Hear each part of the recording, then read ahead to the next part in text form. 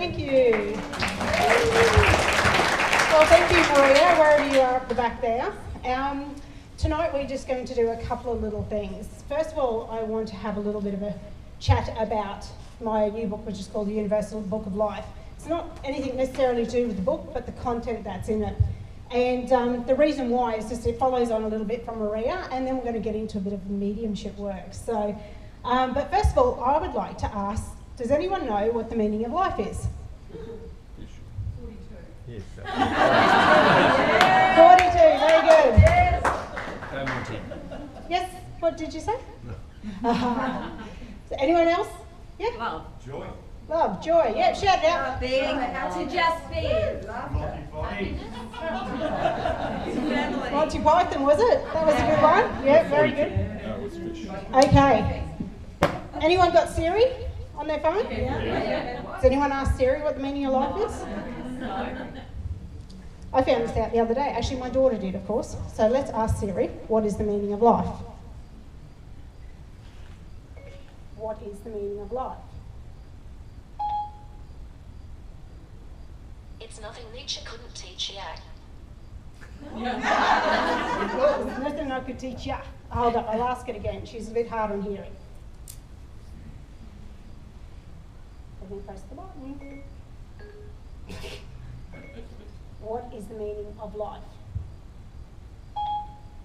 All evidence to date suggests it's chocolate. It's chocolate. There you go. So I thought I had to share that one with you because I thought, geez, why didn't I write a book? I just needed to talk and ask to Siri. Sometimes it's different things you get on there, but anyhow, I just thought that was a little bit of a fun part for you. But yes, the Universal Book of Life is a very big passion of mine. When I write books, I write from the heart. Just to tell you a little bit about myself, I grew up in a little place called Mooney. Has anyone heard of that before? No. Yeah, it's like 7 houses, 2 pubs, of course, tennis courts, a school, and that's about it. And I didn't even get to live in the town. I actually lived outside the town. And I thought it was quite normal. Like, we never had any electricity. And I'm 37, but shh. I'll have to make sure you're all on, not to tell anyone when you get outside. So when I went, when I was there and growing up, we never had electricity. So we had our stars and our moon was what we had for our television. We had the good old Outback Dunny, and I do remember the note that my mother got bitten on the bottom by a spider, and my dad come out with a knife going, we'll have to cut it out.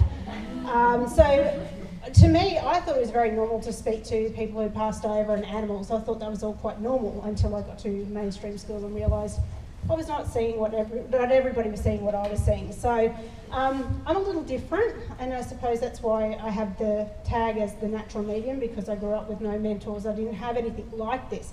I would have loved something like this to understand what I was going through. So I had to just learn to trust. And it's a big thing, and for most people here who have worked with that other side, one of the biggest things they command is respect. Respect for yourself, for others, and for them. But they will always ask you to respect yourself first. Now, one of the things I love, again, that comes back about my book, which is what I like to call like Life Wisdom 101. That's what I do when I teach my workshops, is understanding about life. Life from past, present, future to your mind, body, and your soul. Because people don't understand that everything we do connects to our spiritual sense and what we do. So let's have a look at, for the past, we're coming back from the Big Bang Theory. How many people here have been told, and this is a bit of a curly one, but it'll only do it quite quickly, the difference between you have to either believe in God or evolution, yeah? That's what most people say to you. And most people ask you that and you're like, oh, I don't know what to do. Here's the quick 2-minute version of it, because I write all about those sorts of things in the book, is understanding that we have the world that came out of stars and out of, like, created the universe and everything 14 billion years ago. And then 4.5 billion years ago, Earth came along. And we came along 4,500 or even longer years ago before then. So when we say, people say you've got to believe in God and having Adam and Eve, or you have to believe in evolution. When I asked my guys this question, I just call them my guys, they said to me, there's both. Why can't you have both? So that was a big thing to me.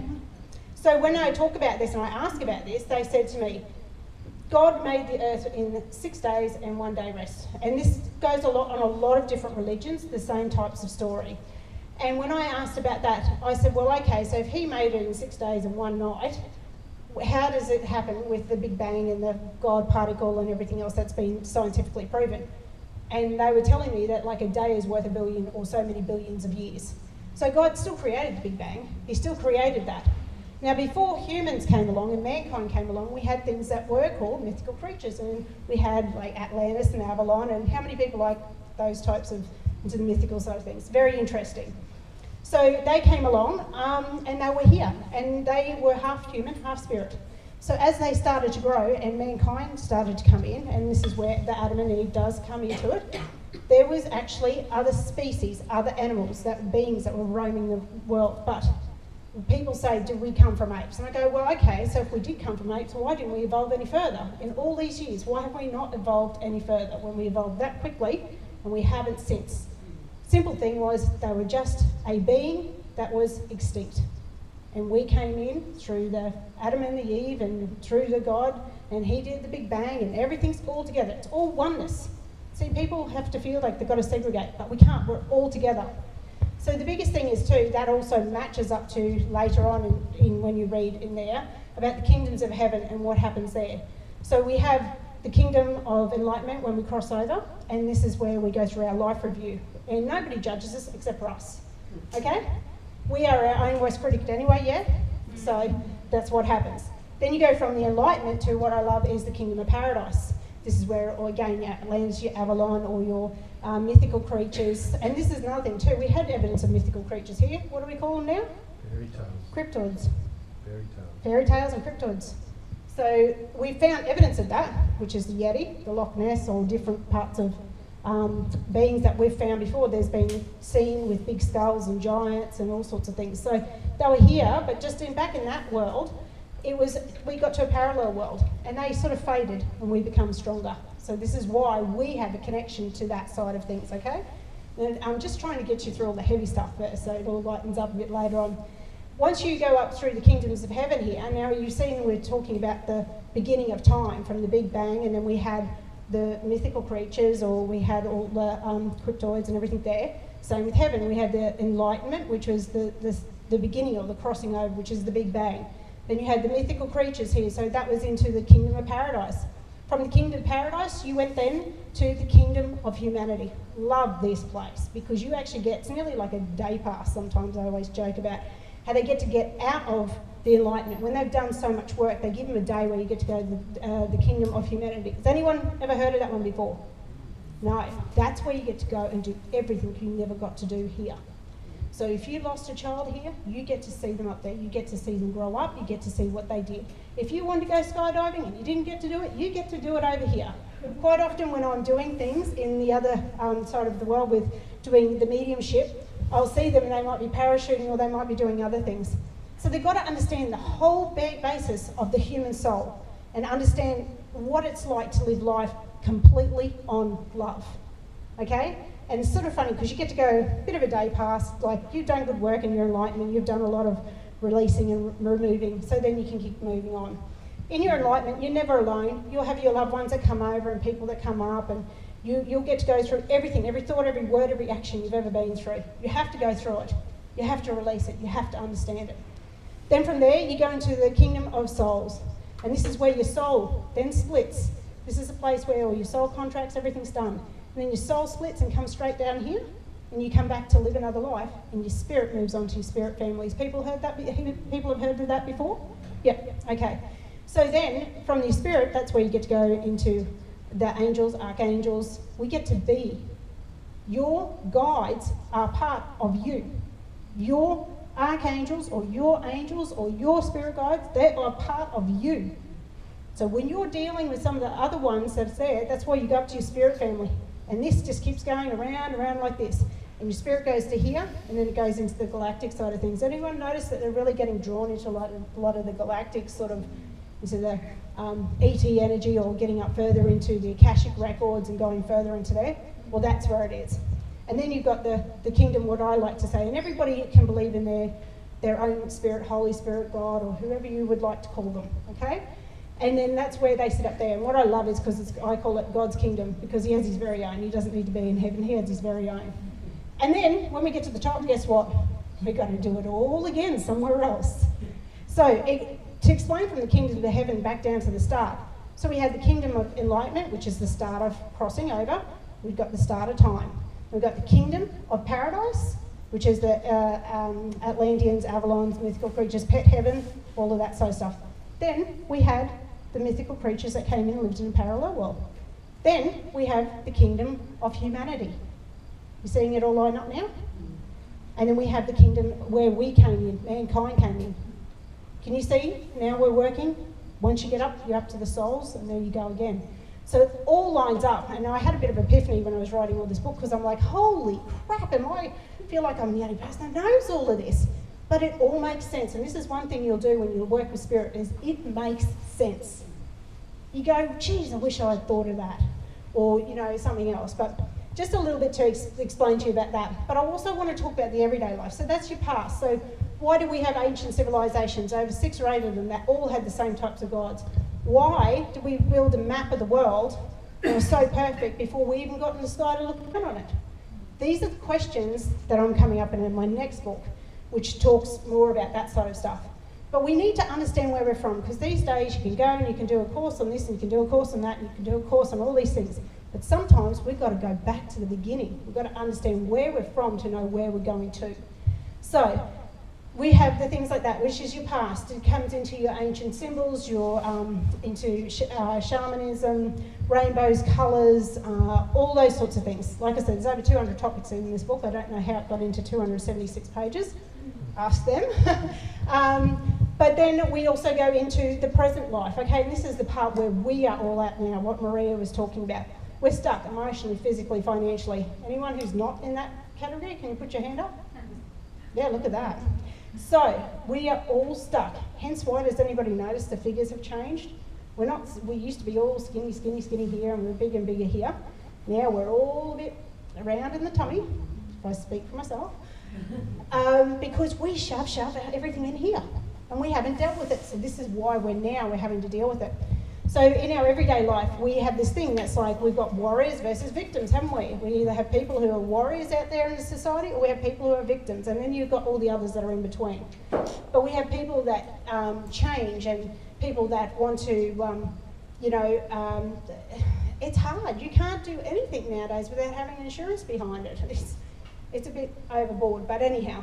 Why is it the dream, the great Australian dream? How many people here, for a show of hands, has a 4-bedroom house with 2 living areas and a relatively new car out the front? Okay, put your hands up. I know there's others. Okay, that's if you've got a bigger family. A lot of people might have smaller places, but I bet you all got a relatively new car in the front, and at least nice stuff inside your house, yeah? Yeah, because society says that's normal. The biggest fear of all is telling us what's normal and what's not. So it's about breaking that mould and becoming who you are, exactly what Maria said, embracing who you are. Because life is all about spiritual evolution. It's all about being the best person you possibly can be. What can you do to change the world that makes you different? What can you do to leave your message behind in this world? And it might be this. It might be just joining this and helping somebody else who's helped somebody else or helped somebody else. Or you may have your name on a book, or you may have leading random acts of kindness, or you may have been, I don't know, the person behind Modern Family because it makes us laugh. I don't know. It doesn't matter. You just got to do something that makes you feel amazing, and that's the biggest thing. The other thing is, it's about our legacy that we leave behind, and that every thought, every word, every action we do comes back to us. So why not put some good bloody karma out there? I think that's the biggest thing that we need to do all the time. And that's one thing I'm dedicating and actually getting a whole website put up at the moment, to try to get people to do random acts of kindness, donate what they want, and then getting people out there and just giving it to other people. Doesn't matter who you are or where you're from. I mean, I gave a man who was in Woolworths, and anyone heard the story? It was on my Facebook. He was behind me with $3.25 worth of chicken, and he was having a bad day. You could see it. And I just said to him, can I have that? And of course, they always go, yes. So I take his chicken. He has no idea what I'm doing. I give it to the lady behind the counter and said, scan this. And she went, I went, just scan it. So you have to tell them what to do, obviously. Sometimes I get a bit funny. And so she scanned it and gave back. I said, there you go, it's my shout today. And he went, oh, that's so nice. That's the nicest thing anyone's done for me. I went, 2 seconds of my life and $3.25. It's nothing much. And of course my kids go, she does it all the time. Don't say things like that. The other day I went to a caravan park, bought a lotto ticket, not attached to any card at all, stuck it on the back of the door and wrote, random act of kindness, good luck, pay it forward. So if we can do one little thing, and that's one thing I want you to learn from tonight, even after we do all the other stuff, is if you can do one nice thing for somebody. I've already done that already for a little person up here who needed to have a book, so I gave it to her straight away. She's doing her own book of life, and we all are right now. It's what we want to write in it. What is our journey? What do we want to do? Just to explain a little bit forward, is then now like taking what we know and all the things around us, all the everyday stuff, from the money that everybody, there's so much troubles about money. Money is nothing. You know, we can survive on less. Maria knows that, don't you? Yes, yeah. So, you know, after everything she's been through, she survived, and one of the strongest people I've ever known, raising 3 kids by herself and still following her passion. By the way, Maria done a lovely, beautiful foreword in the front of my book, even if you just read that tonight. But our future, it's about where we're going, what we want to do, what we want to make of it. Because you know what? Life is important. Life is us. And nobody can replace us. Nobody. We're here for a reason. Yes, we've got to learn. Everything in life is a lesson. We have to learn from it. Yes, some lessons really do suck. But we have to learn from them and be able to move forward. How many people in the spiritual industry, like Maria was saying, has had a fall down, had the black moment? I think we all have. Why? Because we've got to go through it. We've got to be able to go through the crap so we can help other people to know what it feels like. No point being Mr. and Mrs. Perfect. And that's not you, by the way. Just want to say, they are Mr. and Mrs. Perfect. I will definitely, beautiful Mrs. Perfect, Mr. and Mrs. Perfect. Brutally I'm flawed. just meant to be like, you know, not having to be an angel lady or having to be the perfect this or I'm better than you, that, nothing. You have to be you. And that's the biggest point that I can make here.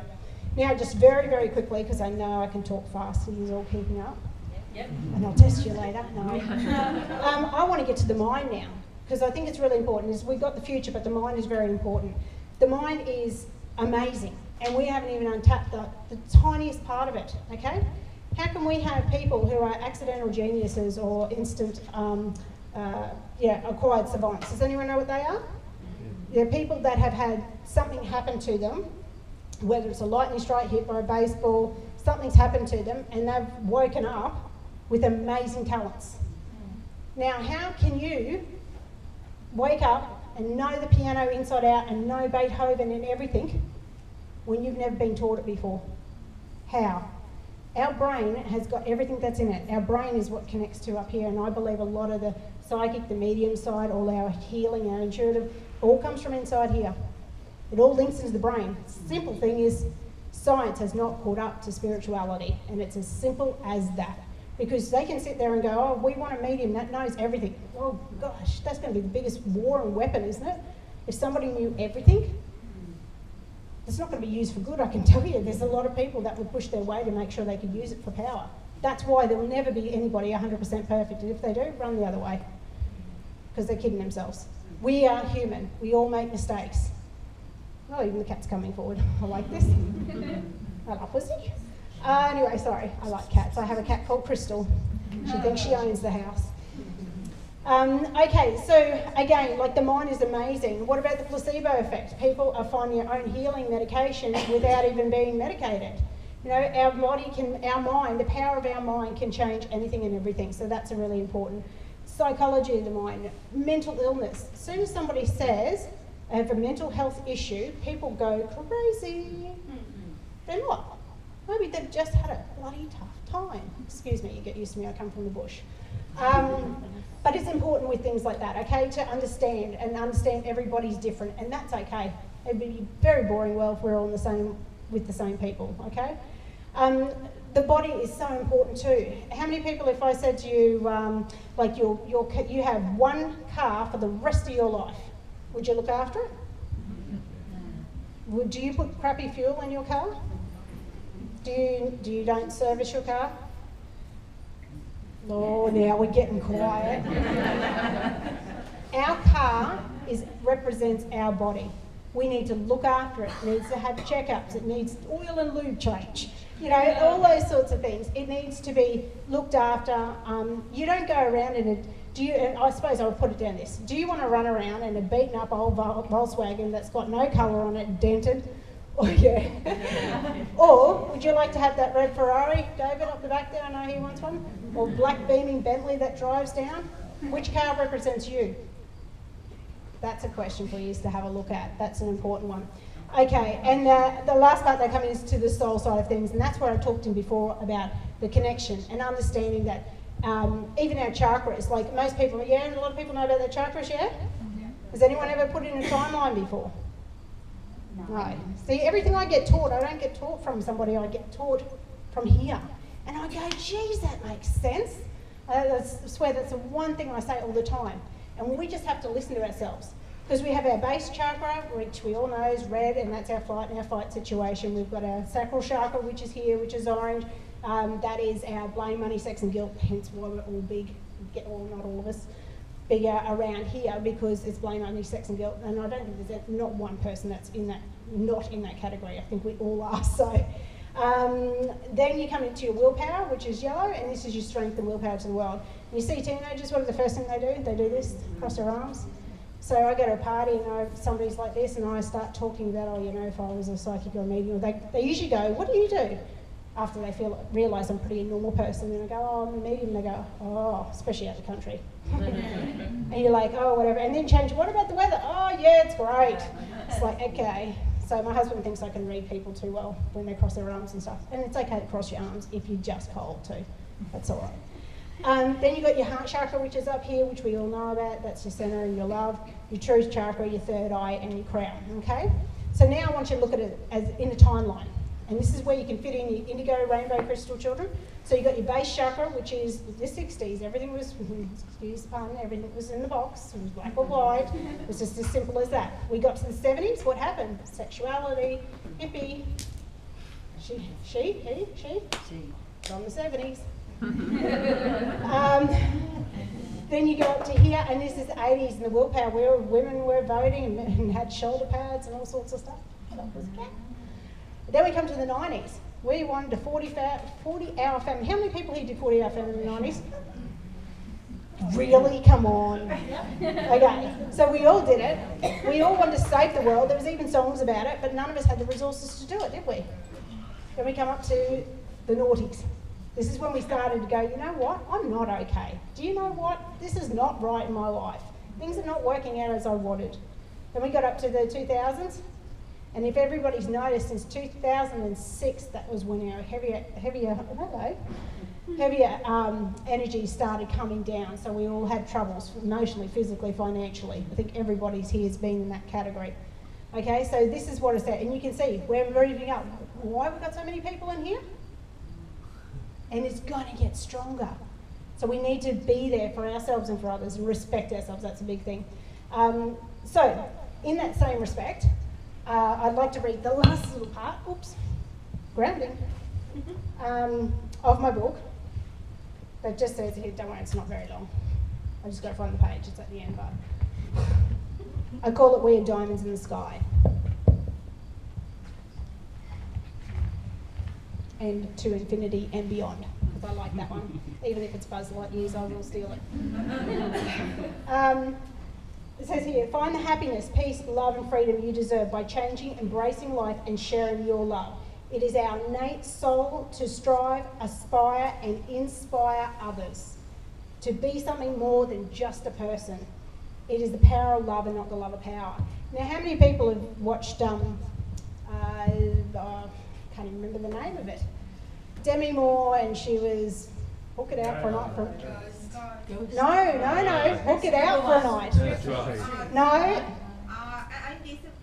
That's it. Yeah. Indecent proposal. Yeah. And there was a quote in there that I have remembered since the day it came on, and it's in this book, which is, when you look at brickwork and everything, and you look at architecture, even a brick wants to be more than just a brick. They strive to be something more. So we need to strive more than be just a person. We need to be amazing. Okay?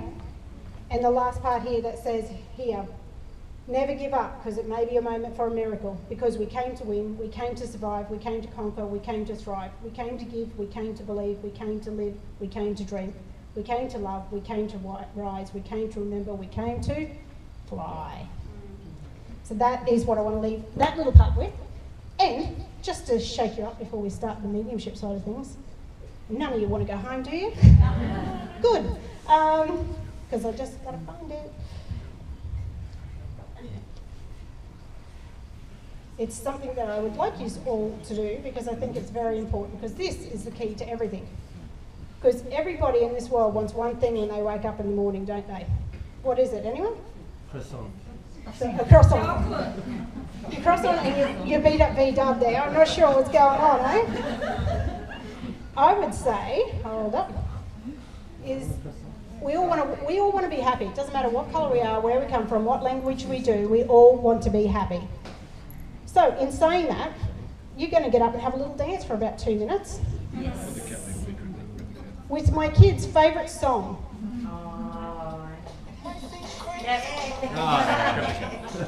I wish it was louder. Hold up. It can be unplugged into his.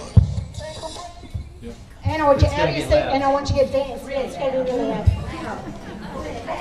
Mud would my feet was in the case. Yeah, just pull that off. There's like probably $5 behind it.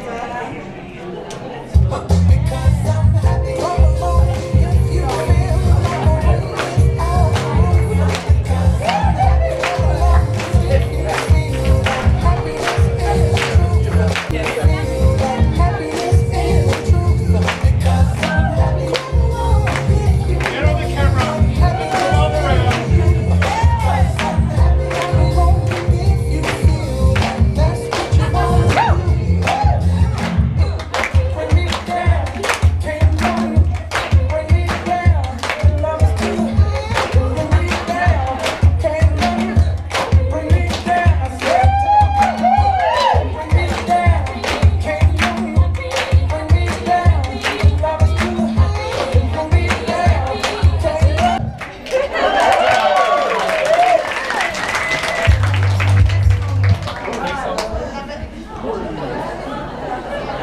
Okay, I just thought I'd like to let you know that the very next song was called Hazard, so if that's not